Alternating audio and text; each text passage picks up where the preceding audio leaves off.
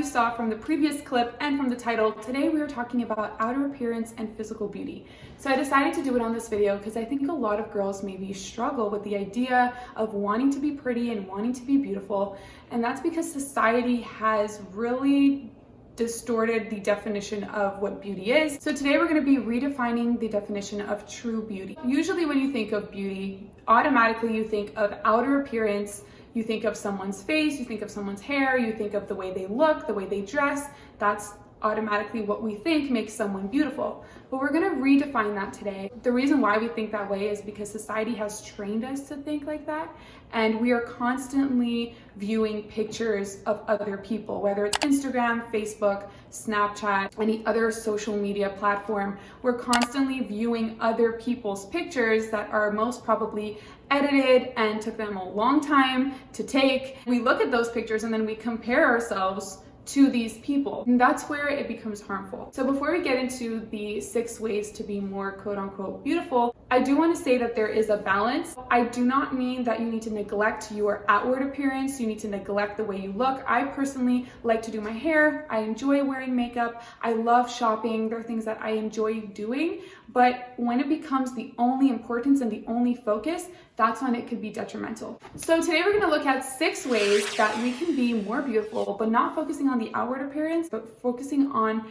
your heart and your character, because beauty really comes from within. What makes someone beautiful is not necessarily their outer appearance, but who they are as a person. So I'm going to give you guys 6 ways on how you can change your habits, little habits that you can change every day, just being more aware of the way you interact with people that can help you be more quote-unquote beautiful. In life, people are known for having specific character traits about them. For example, you may know someone that's very generous. You may know someone that's always very kind. You may know someone that's really funny and always makes you laugh. Everyone is made differently and everyone has different characters. But there's one character that you can choose to have that will automatically make you just a better person in general, and people will be drawn to you if you have this character. And that is humility. Humility is probably one of the hardest character traits to have because it's in our nature. Whenever we accomplish something, we want to tell people about it. We want to praise ourselves. It's just in our nature to be like that. And that's why the Bible has so many verses on pride, and the Lord hates pride. The Bible says in James 4:10, humble yourselves in the sight of the Lord and he shall lift you up. Having a humble spirit. So how can we do this? How can we be more humble? Well, rather than focusing on our own accomplishments and trying to live our lives for ourselves, put others first. Listen to other people's stories rather than always saying your own. Whenever you accomplish something, don't shout it out to the world. The Lord sees what you do, and in the end he will praise you and he will bless you for your work. He will bless you for your service. So don't make it known every time you do something because you just want to do things to show off or to show other people that you're a really good person. The worst thing is when you talk to someone and they're always talking about themselves. People are not going to want to talk to you because they know that you're just going to talk about yourself and your accomplishments and what you've done.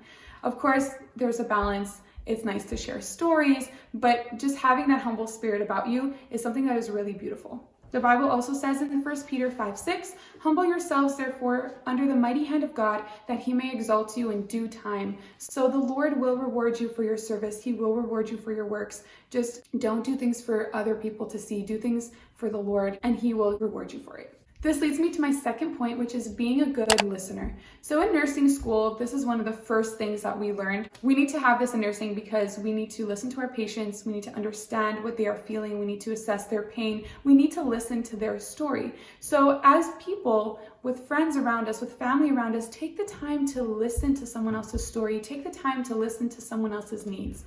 There's 2 types of listening. There's something called pseudo-listening and active listening. The difference between these 2, they're both listening, but pseudo-listening is when you just listen to someone just to respond. You're not really focusing on what they're saying. You're not really interested. You're just trying to respond because you have to respond.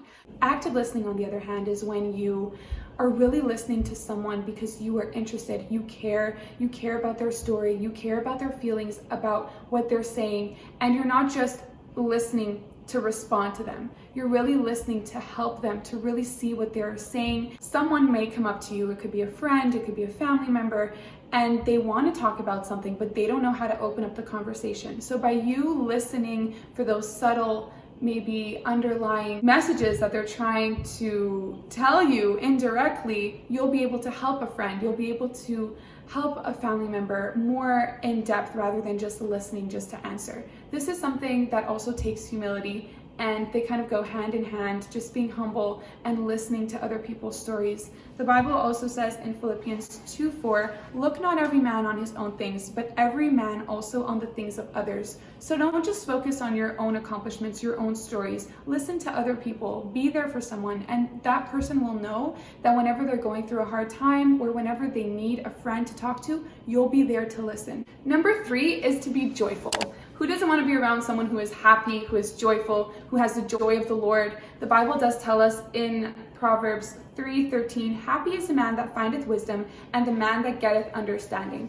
So the Bible tells us that if you want to be happy, you need to find wisdom and understanding. When you're doing something that you know you shouldn't be doing, or you always have that conscience that is annoying you about that certain thing, like you know you shouldn't be doing this, but you're doing it anyways, and that robs your joy. When you're caught up in a situation where you're not really sure what to do and you have wisdom, by praying, the Lord will help you through that, and you'll have joy because you'll be doing what the Lord wants you to do, and you'll be in that perfect will of God, and you'll have that peace, which leads to being happy and being joyful. All right, number 4 is to smile. I just added this in as a little extra because a smile is so beautiful, and everyone's smile is beautiful. And this is obviously more outwardly, but I just do find that a smile is just beautiful. So just smile every day. And also, I said in my last video, a smile is contagious. So if you laugh, if you smile, you'll see someone else smile next to you. Try it, it works. Number 5 is loyalty. Being loyal is a wonderful character trait to have. And if you think of yourself,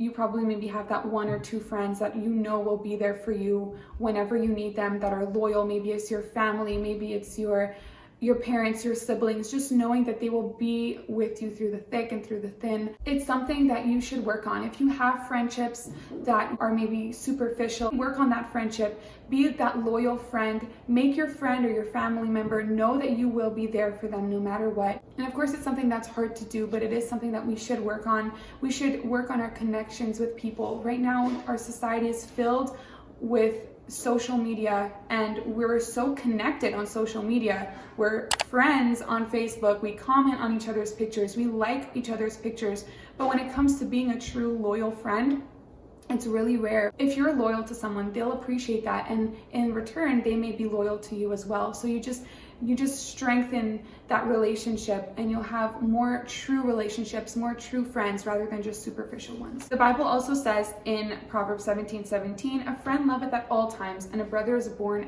for adversity.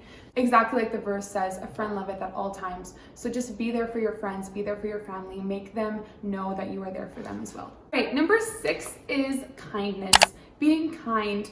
Just always be kind. The Bible says in Ephesians 4:32, and be kind one to another, tender-hearted, forgiving one another, even as God for Christ's sake hath forgiven you.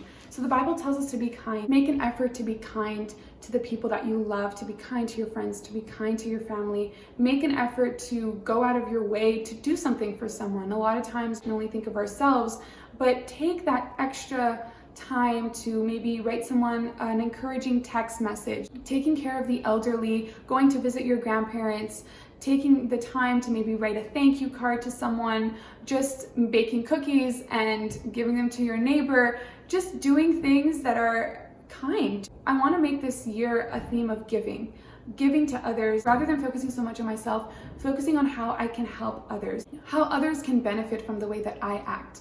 And making this year 2020 a year of giving, putting others first. All right, so just to recap, if you want to be beautiful, it really comes from the inside out. Number 1, being humble, having humility. 2, being a good listener, really listening to people's needs, being there for them when they need you the most.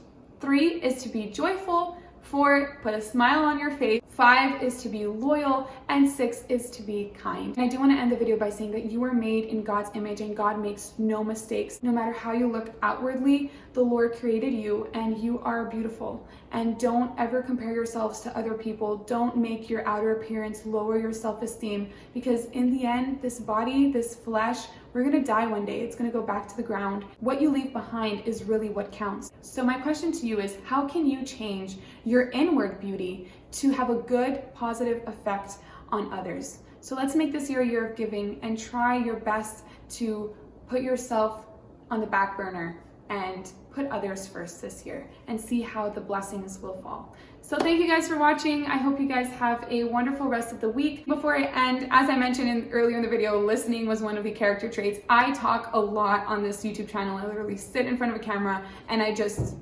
talk to you guys. So I would love to hear from you. If you guys have any constructive criticism, any comments, anything you want to add to my videos, any suggestions, things that you would love to see on this channel, I'm very open to ideas. So go ahead in the comments down below and just write whatever you want, and I am here to listen. So thank you so much for watching, and don't forget to subscribe and like this video if it's a blessing to you.